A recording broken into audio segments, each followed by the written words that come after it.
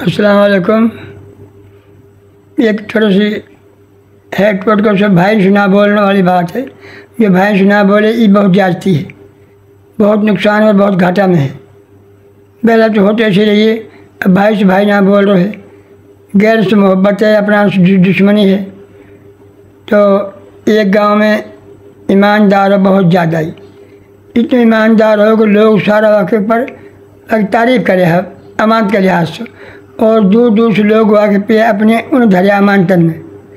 तो एक आदमी आयो और आन कहने लगो आसो कि भाई मेरे पे 5 किलो सोना है और यह बच्चा अमान धर ले और मैं कहीं जा रहा हूँ, वापस ले दूँगा। वन की भाई धर जा। वन वो अपना घर जान सू सवन सू कुलात गैर खबर वरना दाब दियो कोई कोना में दाब दियो। तो कुछ दिन के बाद अल्लाह को ऐसे करना हो बाकी मौत वाक़या होगी ईमानदार की।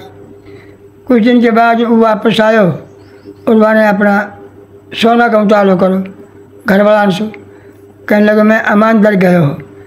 वन की भाई उठ गए मर, और हमने पता ना कहाँ धर गो, उन्हें पता भी ना हो। लोग भाई अब कहा कर वन की अच्छा अब ये में कहा हो सके है। वो कोई शाना पे गए, शान पूछने भाई ऐसे बात है। वो कहने लगो शानो तो जा ऐसे कि फलाना हूँ जा हिंदू कब्रिस्तान में, और 3 आवाज़ मारियो।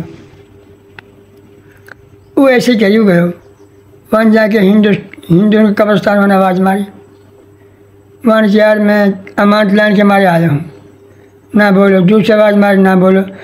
तीसरी आवाज़ मारी वानी, फिर बोलो वानी चाहिए तेरी अमानत हूँ धरिया कोना में धरिया हमारे घर पुराने कोना में। वानी की मैं अमानत की फिक्र ना, मैं तेरे फिक्र है कि तू हिंदू में कैसे आगो, तू तो ईमानदार आदमी हो और तू इनमें आगो हिंदू में।